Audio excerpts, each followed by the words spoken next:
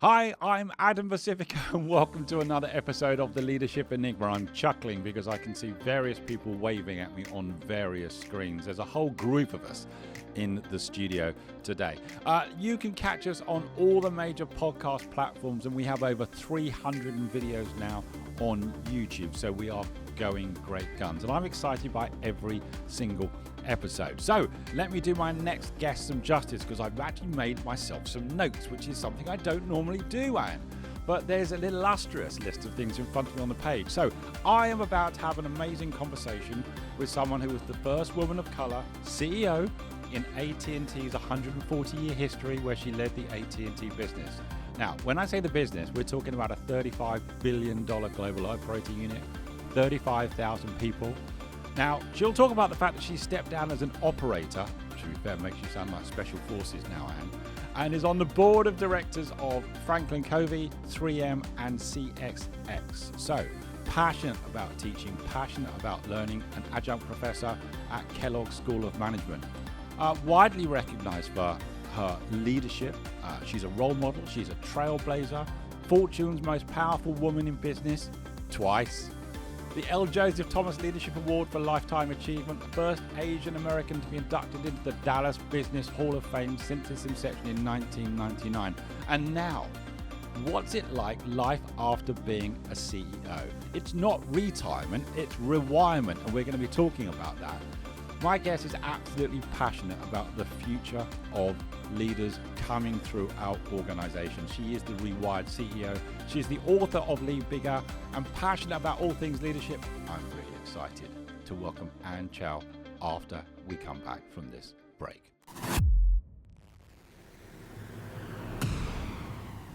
Hi, I'm Adam Pacifico, and welcome to the Leadership Enigma, a world-ranked, award-winning podcast that's insatiably curious as regards what leaders do, how they do it, and importantly, why.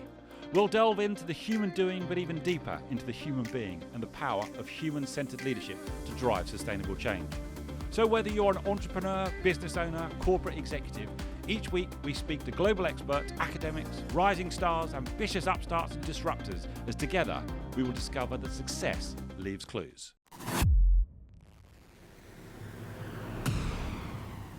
And it's a huge warm welcome to the Leadership Enigma. How are you? Oh, I'm wonderful. Thank you so much, Adam, for having me. I'm honored to be here to talk about a topic that I have great passion for, and that is leadership. I am so excited to have this conversation. How did I do with that? I cherry-picked some things from your CV. That's pretty impressive stuff, right? But did I do okay with that? You did lovely, and thank you again. I'm always so humbled when people cover any elements of my bio. In fact, it's hard to imagine that several decades have passed, but leadership today is ever more relevant than it has been. So, well, yeah, that's why we're going to have this conversation. Do you know what, Anne? When you hear me, you just read out. We've only talked once previously, but when you hear me read out some of these accolades, how do you feel? I would say I feel grateful. I feel humbled. I feel like no time has passed. You know, I would say that as I was going through my career, and I think most people probably feel this way, you're not necessarily intentionally looking to be the first or a trailblazer. You're really just looking to make a contribution in some way, to create and offer some kind of unique value in whatever your role is, wherever you're choosing to work, and with whomever you're choosing to work with. And so I look back on some of those highlights, if you will, some of those accolades, and I'm just so grateful for the recognition, and just so for the acknowledgement and the opportunity to have worked for and with so many amazing people in such an incredible era of humanity. After such an amazing career, if you could almost write a headline for yourself as regards the impact you hope you've had on so many over, as you say, over a number of decades, what would that headline be, Anne? I would hope that the headline would say something like, as a lifelong student and practitioner of leadership, Anne has helped to create leaders across the world that have contributed and continue to contribute to the betterment of society. And it's funny that that's what you mentioned, because Ralph de la Vega, who I know you know, we chatted to as well, that was again something that was really important to him. It was about the impact that you've had on other people and their leadership and their legacy. and their ability to be a force for good. Where's that coming from in you though? Where's that innate desire to have that impact on people coming from, Anne? Yeah, I think it comes from a couple of things. Most likely, the roots of, and I like to say the foundation of my leadership values comes from my parents. Right. I am the child of immigrants, so I'm a second generation American. My parents immigrated to the United States in the 1960s Right. from their native country of Taiwan, and so and they came to the U.S. with almost nothing, less than $500 U.S. to their name. So we struggled, right? But they came to the country in pursuit of the American dream, right? Very cliche, but very, very true. And they instilled in me several foundational values and beliefs. One being the importance of education and lifelong learning. Yes. Two, being the best that you could possibly be, but that may not be always being the best, right? And this is probably somewhat stereotypical, but Americans tend to be known for being obsessed with the leaderboards, right? We love our sports and whatnot, right? But being at your best is not necessarily the same as being the best, right? And then thirdly, is this desire to pay it forward. So my parents could have never made that journey to a country that they knew no one and didn't speak the language if other people didn't help them, right? And so they always had this deep sense of gratitude for the people who supported them along the way, right? And so I like to say, each of us are here in this moment. We have, yes, absolutely earned the rights to be where we are, but we didn't do it alone. Others have helped us.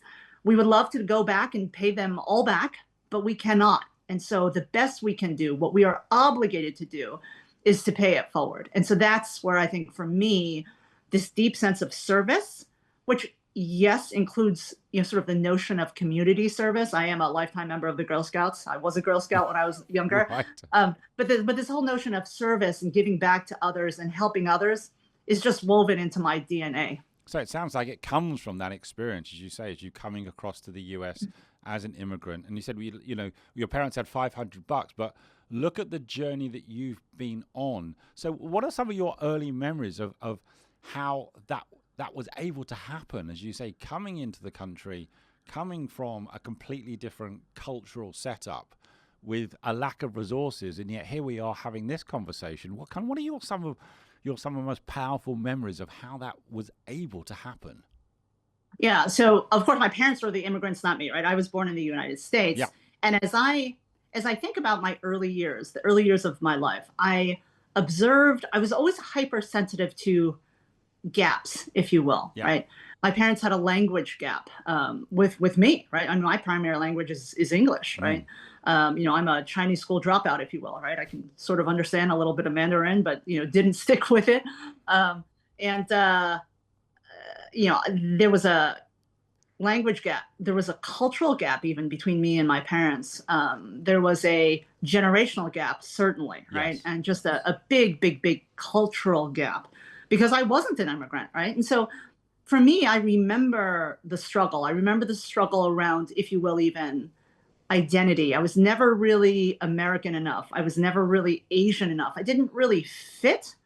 I was also, so committed to academics that may be somewhat stereotypical. And so socially, it was not I was not an easy social kid, if you will, right? I mean, I was very, very shy, quite awkward, if you will. Yeah. So when I look back at those times, I do believe that because I had this hyper consciousness of what it felt like not to fully belong, as I grew into an adult and then as a professional and as a leader, I just have a hypersensitivity to the importance of belonging and connection, because I know what exclusion feels like very, very personally.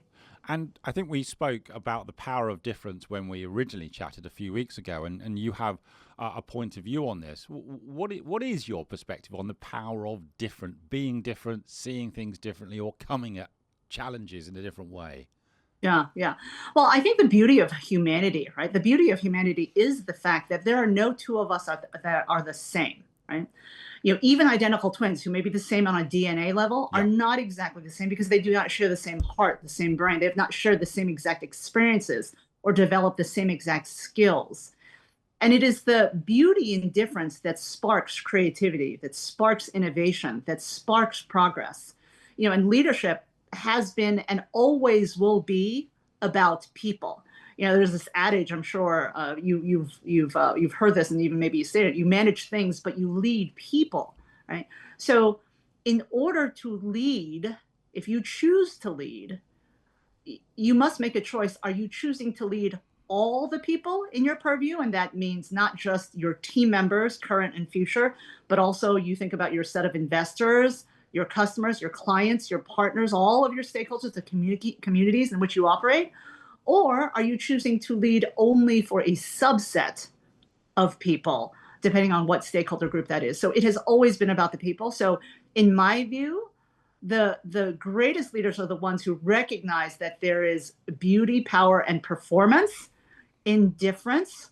And that is actually how we leapfrog and we drive progress, whether it's technological, societal, environmental, political, or otherwise. So, and when did leadership become a real focus for you? Do you remember when it started to become this important for you? Yeah. I absolutely do. This is actually, Adam, the opening story in my book, Lead Bigger. So at AT&T, back when I started in the 90s, makes me actually sound ancient when I say that. Well, no, we're right with you. Trust you on that. Yeah, I'm a proud old Gen Xer. So you and me alike. Yeah. So I do remember it because when I started my career, I was a network engineer. So I was an individual contributor, and I had several different individual contributor roles. But back then, one of the things that AT&T really worked hard to do for people that younger people that they thought had potential was they put you into what we would call large team experience, where you would be responsible for directly managing a team. And when I say large, I would say that means tens and dozens, maybe even hundreds. Right. So in my first large team role, which I had when I was in my mid to late 20s, okay, right? So not that far out of university. Yes. I had several hundred people, actually upwards of 600 people, spread across multiple cities in the United States. And I was thrown into that job with a knowledge of product, a knowledge of some process, but absolutely zero, effectively, people leadership experience. And it didn't take me very long to realize that there was no way that I was going to be successful at that job if I didn't wholly commit to every individual on my team. And I hit a lot of resistance, Adam, at first, right? I mean, we used to do these things called skip level meetings, which means that you don't meet with your immediate direct report team, but you meet with the people who are on the front line, right? That are deeper into the organization, the ones that are dealing with customers day to day, that are actually doing the work, if you will, right? Not managing or leading, if you will, in that sense. And they gave me a hugely hard time. I mean, they called me a young whippersnapper. They questioned my commitment to the job. They actually said that I was simply there to do a check mark for my large team experience. And it was brutal, right? I mean, I was surprised at how skeptical they were that someone would come in as their district manager and actually care about the work and care about them. And so I sort of made a vow to myself and to them. I actually bet them that I would still be there in 6 months. By the way, I was there for 3 years. And that's when leadership came to life for me, right? It wasn't in the words that we might use today, but I realized that this thing called leadership was truly about the people, and my job was not to do the job of customer service. It was a customer service team. My job was to enable and ensure that the people actually doing the customer service functions were as successful as they could be.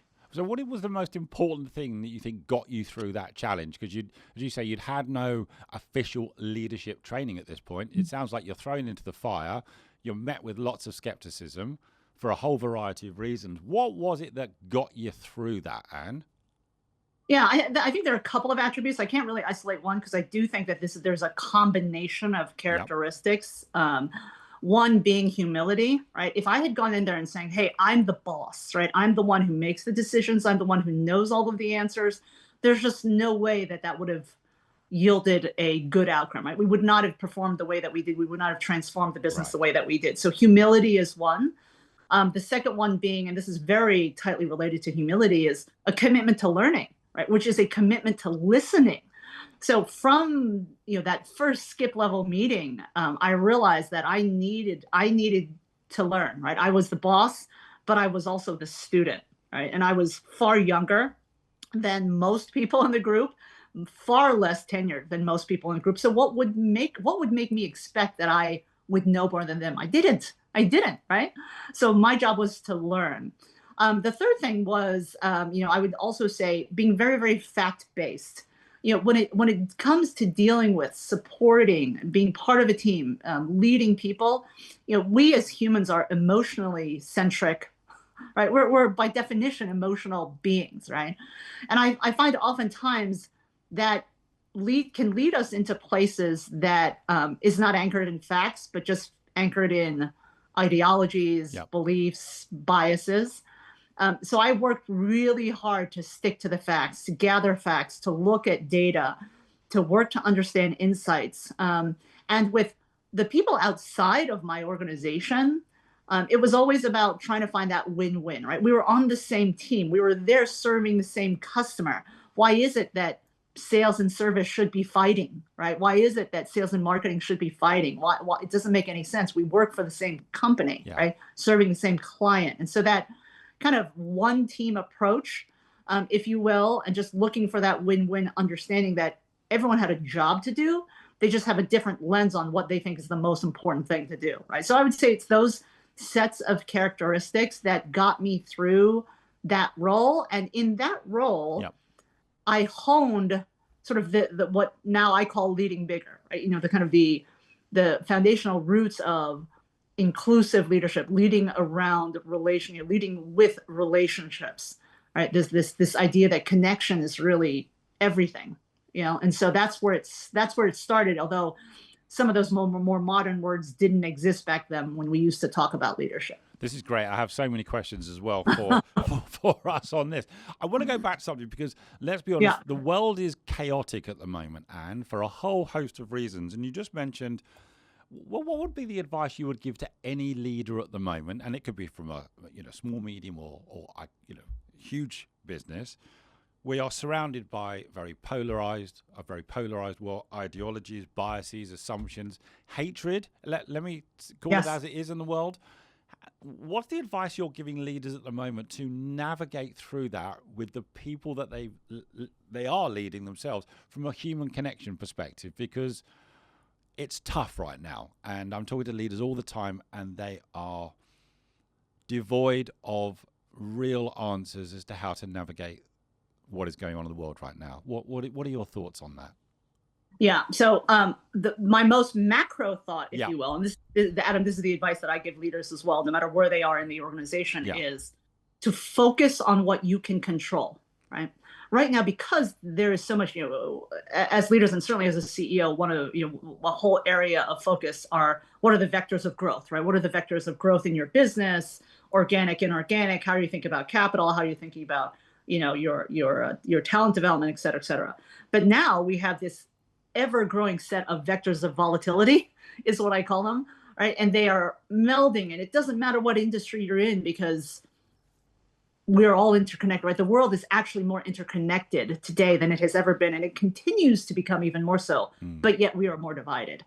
And so the biggest piece of advice is to focus on what you can control and not be overly distracted by all those other things that could take you away from your core mission. Now, focusing on what you can control, though, means that you establish and have great clarity around the purpose of your organization, the purpose of your work, right?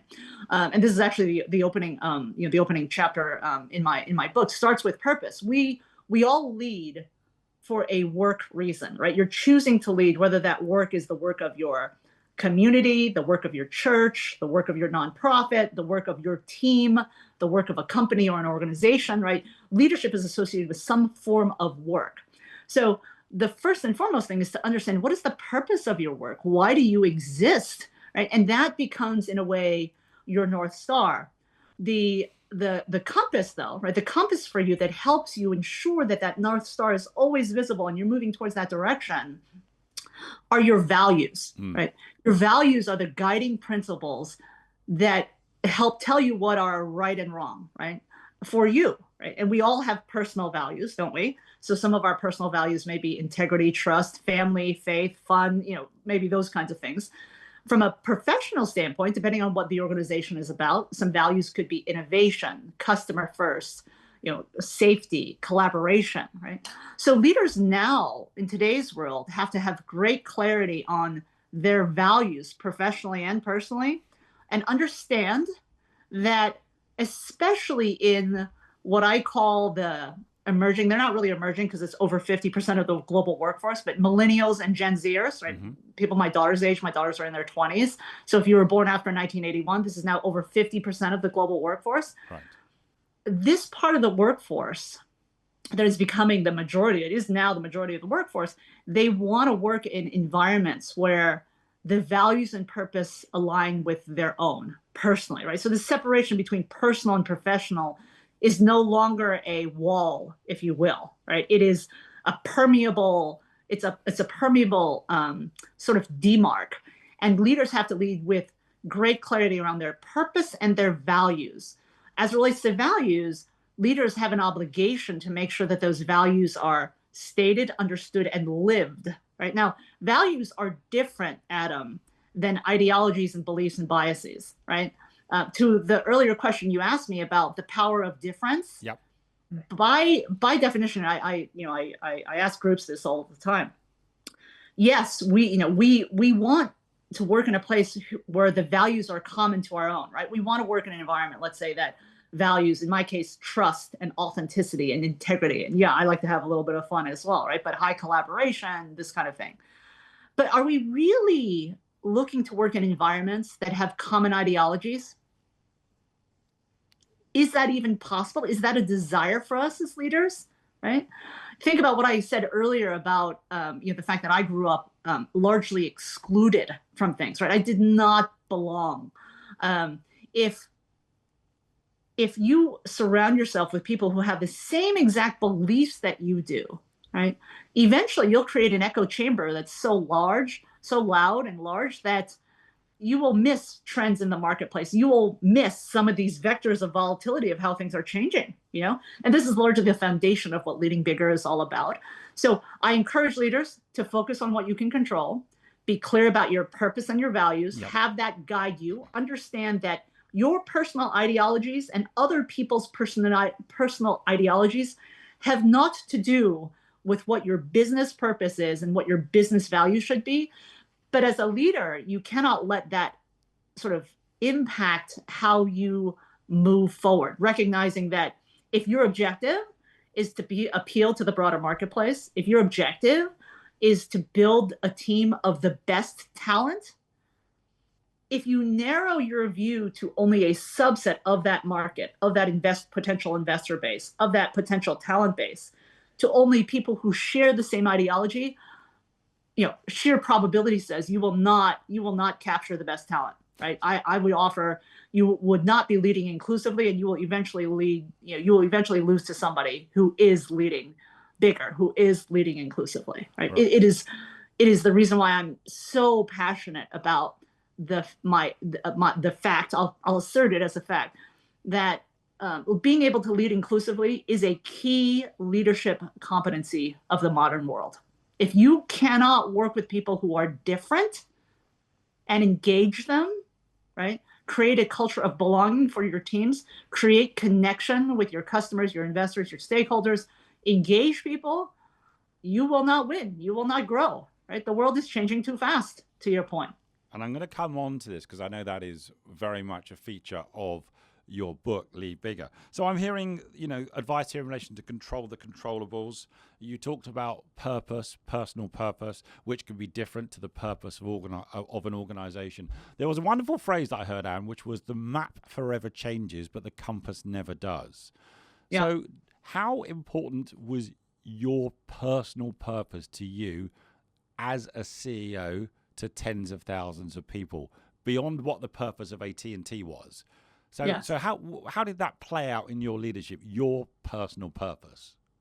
Yeah. So my personal purpose, first of all, for AT&T Business, we were responsible for providing communications and networking services, whether they're fixed, mobile, or Yep. otherwise, to businesses of all shapes and sizes, right? And in this era, over the last 30 years, these services have become essential to our way of life, right? They have become essential to life itself, right? When you think about enabling first responders, even healthcare applications, the life and death of a business, right?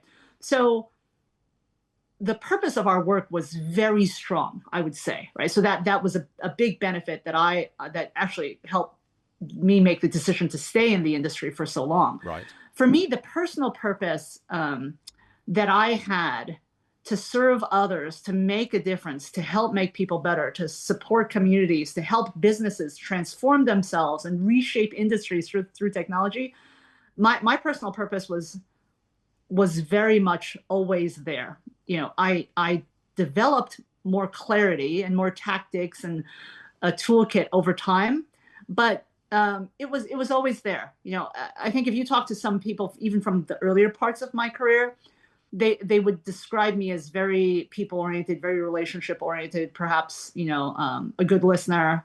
They might make some comment about my intelligence or, my desire for context, if you will, right? I want to see the whole map, right? I don't want to just see the route of where we're going. I'm a big context person. That might be the engineer in me. But those tenets for me carry on. They carry on even to this day in the different leadership roles that I play today. My personal purpose, right? It is part of my lifelong journey is to fulfill that purpose. Let me just ask you a question about the day that you took over the role of CEO for Yeah. AT&T. Did the leadership challenge naturally shift for you when you took up that appointment? Yeah. So when I was appointed to the CEO of AT&T Business back in 2019, Yeah. one, I didn't expect it at all. Oh, okay. So I was completely shocked by it and surprised by it on some level.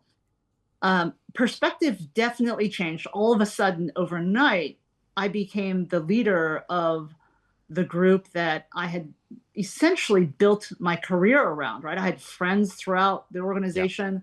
My peers all of a sudden became my direct reports, right? And these were peers that I worked with in some cases for decades, And that's right? tough in So itself, right, Anne? yeah.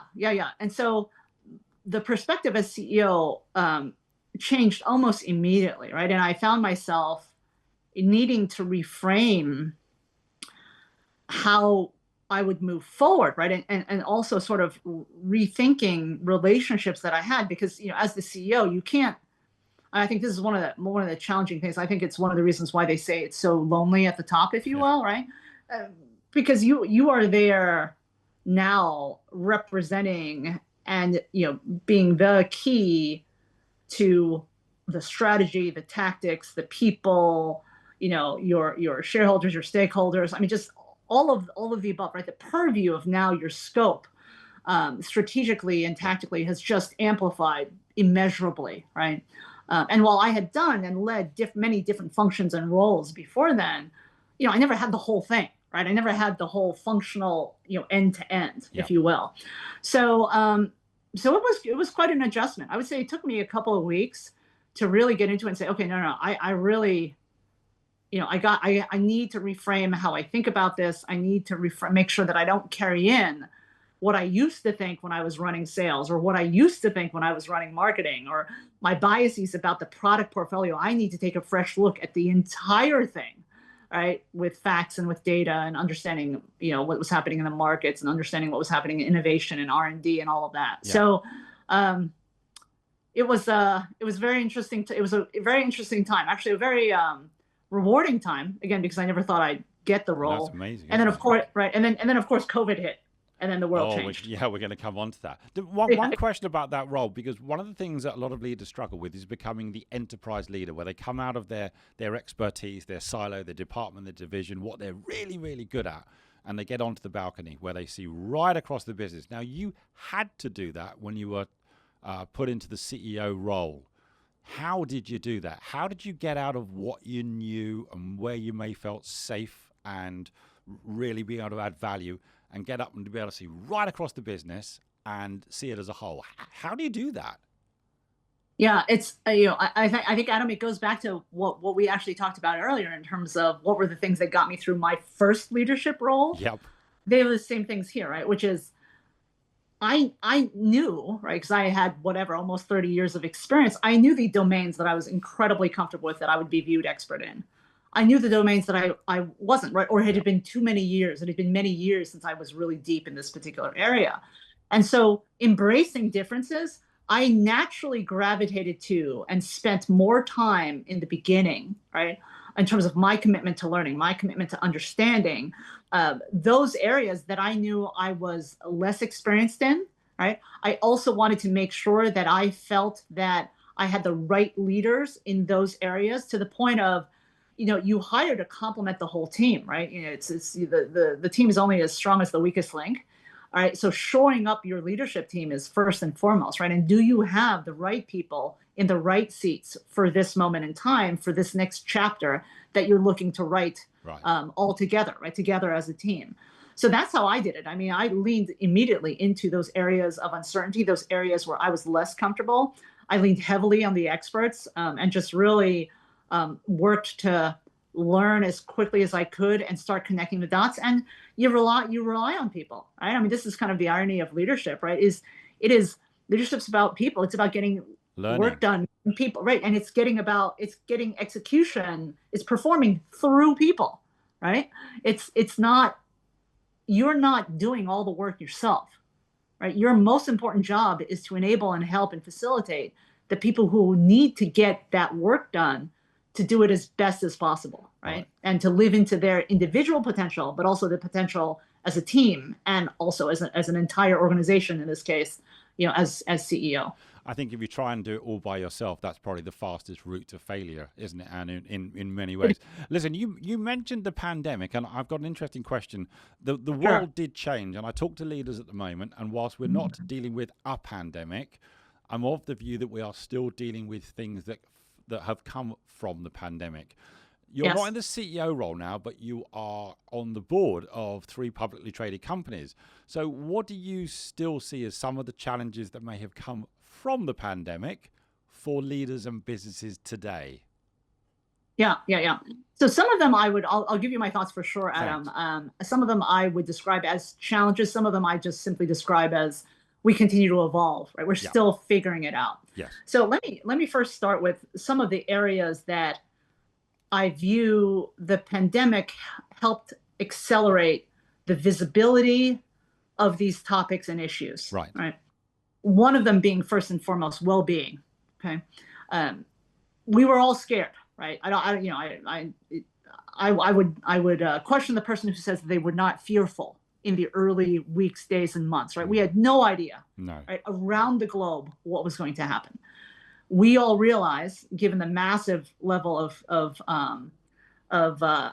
deaths, right, of human life that was lost, how fragile life is, right? And so that created a vulnerability and an awareness, I think, and an elevation of mental health and emotional health issues for all of us, because coupled with that, many people were unable to see others, right, because of physical quarantines, if you will, right? I mean, we weren't able to gather until there was more information. Now, it wasn't everybody; it wasn't 100% of the workforce, of course, right? You still had frontline people, whether it was grocery stores, first responders or otherwise, who still had to be out there. But for so many people, we lost that human connection in the way that we take for granted, if you will, right? So this heightened level of what is well-being, what is a leader's role in ensuring well-being, not just physically, right? Because physical safety has been top of mind for businesses and enterprises around the world for decades, right? But this notion of emotional and mental safety became real, right? I found myself, I remember in the early months, wanting to normalize fear, right? So I decided to write I did it on LinkedIn as well as my internal blog, about how fearful I was, right? About not seeing my parents again, fearful of more loved ones, catching the disease and dying. I was fearful of what this might mean. But then, you have to pivot it as a leader to, okay, well, but what gives you hope, and how will we manage through this together? How will we lead through this together? And it puts a premium on being able to communicate and connect with others. So this whole topic of well-being and health, I think, elevated hugely. And then, practically speaking, if I think about my children, specifically more my younger one, and people in her era, yeah, they were profoundly impacted by this, right? Their high school experiences, their college, university experiences. You think about now, even younger kids during that time, right? What did they lose out on with those first, those years of their formative life and neuroscience, right? And because of the pandemic, we still have yet to know, right? This is all just now kind of working its way through the system. So that's one. I think the second one is around the ways of work, right? Think about the number of articles and things that have been written about what is the future of work? What does work look like? And there was this necessity to be catapulted, right? Every business was catapulted into a hybrid work environment, right? Some fully remote, right? But mostly hybrid, right? And that became the norm, right? Now, this is an area that, Adam, I would say the pandemic widened our aperture to what work could look like. Could we be as productive? Could we, contribute? Could we deliver great results? Could we execute in a hybrid environment? It right? forced the issue, didn't it, Anne? Right. And of course, the answer was yes, right? We all got through it together, right? Businesses got through it, communities got through it, not without loss, right? But we got through it. Now, this has actually become a bit of a struggle, what I call a bit of a tug of war between employer and employee, which is, can a hybrid work sustain? Is it the right thing? So you see a really significant, number of companies bringing people into the office, right, into the work location, whether it's through guidelines, right? We want you here 2-3 days a week, wherever here is, whether it's a branch office, whatever, or we want you here 5 days a week, whatever that case might be, right? So there are many different flavors of this, and of course, there are organizations who have remained completely hybrid or entirely remote. Right. So I think this is still working its way through, right? Where post-pandemic, now the evolution of work, now the advent of AI and what that is doing to how we think about human contribution and how that will transform work itself. Yes. You do see a group of leaders who feel strongly that it is impossible or too difficult to create culture if you're not physically together, right? And so I think we're seeing this work its way through. So for some it's challenge, for some it's opportunity. I don't think it necessarily stabilizes. I think it will always continue to evolve. If you're Adam, going to ask me what my opinion is about hybrid work, I also think it can work. However, I don't think that flexibility is an entitlement, right? It is something that is earned when you demonstrate that, you can, right? I mean, I think there's this concern that when people are fully remote, that they're not working, right? That fundamentally, I think, underlies a trust issue and a cultural issue in an organization more than anything else. And I believe it's actually up to the job of the leader to address that more systemically. But this whole thing about the ways of work also has evolved since the pandemic and was accelerated and was tested and was petri dished, all over the world for what are those, what are those still being models. tested. Let's be honest. A lot of organizations are still testing it. Let me ask you another question because it's come up recently in debate. You've gone from the CEO and therefore involved in the leadership and management of the business out of that into a board role where you're now in a governance function. What have you had to change, if anything, from a mindset or even a behavior as you've moved from that executive committee function now to a governance function? How's that been for you, that journey? Yeah, it's been actually very, very, very, very rewarding and satisfying for me. I was ready for it. I think after 30 plus years of being an operator and being responsible for not just the thinking, but all the doing, if you will. I was ready for a different kind of leadership. there's a saying with board work that it's noses in and fingers out. Right. So, so for me, the transition has not been too difficult. Of course, I've been serving on a public company board since I was in my 40s, so I have a little bit of experience with it. Both small cap, now large cap companies. I would say for me, the transition has really been about wanting to make sure that I learn the business sufficiently enough that I feel I can contribute strategically, right, that I feel I can govern, right, and add value, that I can provide in the context of my role as one of the independent directors, right? Not just, the board is the board is an entity, right? Yes. So every single one of us matters, right? Every single one of us brings something different, but we are truly an entity, right? And so the notion of collaboration and camaraderie and culture have taken on slightly different form, right? When you think about governance, now it's a partnership with management, right? I used to be on that other side. Yeah. I remember being on the other side, right? I remember, presenting to our board. I remember those interactions. So I'm very, very mindful of that role of the role, but I'm still trying to keep true to myself, right? So when I join a new board, I tend to try to immerse myself. I tend to meet with as many people as I can, get a sense of what the culture is about. I happen to believe culture is an integral part of strategy and success, right? And so, and given my just heavy human and people and talent orientation, that would be obvious, I think. So being disciplined about not providing answers, or not, if you will, trying to make the decision, right? Even in your language, right?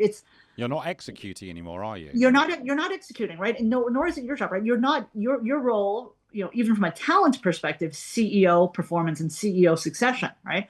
Your job isn't even your job is not to hire anybody else in the company, but it's only the CEO, right? So, there are times when I've worked with one of my CEOs to say, who has asked me to perhaps interview a candidate or something, I'll give my feedback, but then I'll always say, the decision is yours, right? The decision is yours, right? So I'm just giving you my observations as you've asked for them, right? Here are some pros, here are cons, but I always want to reinforce that the decision is management, right? The board is not running the business. No. The board is governing the business, providing strategic oversight and risk management and strategy. Management is running the business, right? And I think that's the biggest change to get your mind around. For me, it wasn't necessarily that difficult because I was very purposefully and consciously ready for this next chapter of my career. I love that phrase, noses in, fingers out, Anne. I'm going to be taking that with me in yes, please do. The conversations that I have. Listen, as a CEO, you might be considered a VIP. And I said to you that I spoke to one CEO and we talked about a PIP. And he said that was a previously important person. And you said, no, for me, it's a purposely impactful person. Where's that coming from? Yeah. So, I love playing on words, right? Because I actually think that if you come up with a very interesting way, even a humorous way to describe something, people remember it and they retain it, and they learn more effectively, right? And it helps them reflect and therefore move forward more effectively. So it is so true. I think it's one of the reasons why, Adam, I call this phase of my career my rewirement, not retirement. I want to ask about that as well, Anne. Yeah. So because when I looked up, like when I thought about retiring from corporate, I actually searched the definition of retirement. Right. And it said you exit the workforce, right? Retirement means you're exiting the workforce. And I said to myself, I don't want to exit the workforce. I want to exit this form of work, right? I want to exit this working for a big company, a big industry, full-time, right? I want to stay in the workforce, but I don't want it to look like this. So being an electrical engineer, you tend to, when you think about old technologies, you can actually rewire things, or you often rewire things. So the play on words became then, no, I want to rewire, right? I actually want to enter this phase called rewirement, which means I'm still in the workforce, but on fully my terms, right? And I recognize, by the way, that it's a privilege to be in that position. So this VIP to PIP thing, this is one of the hardest things as I mentor, coach, talk to people who are fascinated by this notion of rewirement. By the way, it's taken off like crazy, right? It resonates with people, I think, whether it's of our generation or others. I get the question from time to time, can you rewire? Like, Andy, you have to wait till basically you're old to rewire, or can you rewire it at any point in your career? And my answer is you can rewire at any point in your career. You know, one of my daughters, she has a friend who went to school for engineering, came out of school just recently, worked for a couple of years in industry, decided she hated it, and has gone back to school to become a teacher. That's rewiring in your 20s, right? You know, and you can debate the merits of did she give it a chance and all that other stuff, but that her choice was to rewire at that point, right? I mean, super courageous, if you will. Rewiring is more common now in the younger generation as well, isn't it? They have the courage, it absolutely is, and maybe the freedom and the opportunity to rewire almost at leisure. Yes. Oh, yes, right. And the idea and the sense of loyalty and what it means to have a career is no longer the paradigm when I grew up, right? Where it was very common to want to work in the same industry, maybe even in the same company if you were doing well and you felt valued and you were contributing for decades. That is not the norm at all now, right? So VIP. So this is one of the biggest challenges of transitioning out of a full-time job, if you're a full-time operator role, and especially if you're in a executive position like a CEO or something like that, where you have largely committed your whole life, your adult life, to your job, right? You have, in a way, your identity has become your title. You're used to being called, Adam Pacifico, blank, comma, name of organization, title, right? I was used to being called A.N. Chow, comma, AT&T, title, right?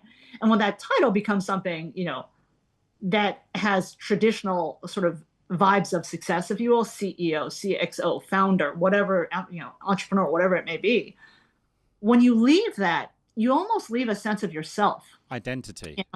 It is your identity, right? This is one of the hardest things for people to understand and think through in this transition. It is entirely normal to feel this way, but I think a lot of people are scared of it and they don't know what's next, right? For me, I knew it was going to happen because I chose for it to happen. And there was a period of time where, I was dropped like a hot potato by some people, right? So there were some people that I had built relationships with that I thought were meaningful relationships in the context of my career, who dropped me like a hot potato the moment I left the company, right? I mostly pegged relationships correctly. There are about 3 that were a surprise to me, right? That I thought, wow, I actually thought we were friends. Wow, I actually thought we were close, right? And dropped like a hot potato, right? And that was probably the worst part of being a previously important person. All of a sudden, you see who was interested in you as a human, right? Versus who was interested in you and what you could do for them in your job and with your company, right? And so that was a transition, to go from a VIP where your title and therefore your name could open doors. You could get on any podcast that you want, you could, get access to whatever conferences and meetings and people would answer your call, to, no, you're just solo, right? Like you're just solo now. But evolving from this now previously important person, and this is why I pushed it further. Right? I thought, okay, I refuse to be anchored by what I was. Yeah, absolutely. I'm proud of the career that I had. I am the former CEO of AT&T Business. No one will take that away from me. But my life now is about living, and it is about the next chapters that I write. It is about how do I help people now? How do I help organizations now? It's not about the past. So I thought, this previously important person thing, and yes, I know I'll always have the title of former this, 30 years at AT&T. I'm like, this part of my career is about impact. It is about being purposeful. And so that's how I came up with the PIP, actually meaning purposefully impactful person. Yeah, I love that. Because part of this stage of career is choice. And that is a beautiful thing. Well, that is probably the ultimate, isn't it? Is to have choice in our life. Listen, Anne, you've got kids in their 20s, and I've got teenagers-ish, sort of, just over the other side of it. And we've talked about this. What is kind of the best? And I've got Chris here sat in the studio with me. Chris, you're 21, right? So what is the best piece of advice we can give this generation who have got all of the opportunity and huge amounts of energy? What's the advice we should be giving them in relation to their journey through professional life. I won't call it corporate life anymore, but Yes. professional life. What are you telling your kids, Anne, that we need to tell more people? I am telling my kids, and also younger professionals who I mentor, and quite frankly, older professionals as well, that that you need to be open to learning. Yeah. Right. That anything is worth trying once. That reward and fulfillment comes from relationships. So to put yourself out there and to be open, right? To be open to both, science and serendipity is kind of like the two things that I've talked about in terms of how I navigated my career. There was some very intentional choices that I made, things that I did to increase the probability of getting a job I wanted. But there was a lot of serendipity as well. And that was very much due to how I thought about relationships, how I thought about meeting people, how I thought about connecting with people. And to say, I say to my kids too, that it is each step that you take, your job doesn't, because you take a job doesn't mean you're going to be doing that for the rest of your life, right? It is just a step. It's a step to the next thing, and that is a step to the next thing. And so much of your professional journey will be about the journey itself and how it shapes you and how it helps you see the best parts of you, how it develops who you are. And to find joy in that, right? There's nothing worth sacrificing your health. So that, Adam, for me, I would say, for me, that's a big message that I deliver to younger people, is that there's nothing that's worth sacrificing your health over, right? That's something I wish that someone told me when I was younger, but that actually wasn't a thing, right? Yeah, well, burnout's a real issue still, isn't it, Anne, unfortunately? It really is. So I would say, you can really do anything and become anything, and you have to be open to it. You have to be open to learning, open to meeting new people, and putting yourself out there, right? And enjoying it. Well, there you go. That's a powerful message, for all of those coming through the business. So with all the experience, again, that you've got, and the advisory work you do, and the governance work that you do, if I wrap it all up together with a neat bow on it, what's the number one piece of leadership advice you're giving maybe leaders who are a little bit more battle-hardened and have got a few scars to show for it? What are you telling them right now in a world that's pretty insane? I'm telling them to lead bigger. I mean, this sounds a little bit cheesy, a little bit kitschy, because I wrote a book about it, but I'm telling them to lead bigger. Now's the time to lead bigger. Leading bigger means you widen your perspective to have greater performance and impact. You must constantly be widening your perspective, right? You do not want to be surprised. And of course, you will be surprised. You want to be surrounding yourself with people who are different. You want to be seeking different data information sources. You want to be immersing yourself in different experiences and different conversations than the ones your regular day job will take you to, right? This is how you stay ahead. This is how you ensure that your organization, your business, your professional endeavor moves forward and is successful and endures. And I know we've touched upon many of the themes that are in your book, which is behind you, Lead Bigger. How do people get a copy of that? What's the best way, Anne? Yeah, so the book is available on most of all the retail platforms, whether it's Amazon or otherwise. If they are interested in reaching out to me, they can reach out to my website, which also has links to the book. That is www.theannechow.com. So, I'd be happy to connect with people there as well. And I'm also on LinkedIn if people are interested in following me or connecting there too. Well, we'll put all of those details in the show notes as well, Anne, so people can just hyperlink straight to those and get more details. Listen, you've been an absolute superstar for joining us on the Leadership Enigma. Thank you so much for taking the time to chat. I know we've whizzed through many topics in the time that we've had. Hope it's been fun for you as well, Anne, but it's a big thank you from all of us in the studio. Thank you. And it's been great fun, Adam. Thank you so much. Take very great care, and we will stay connected with you. Thanks very much, Anne.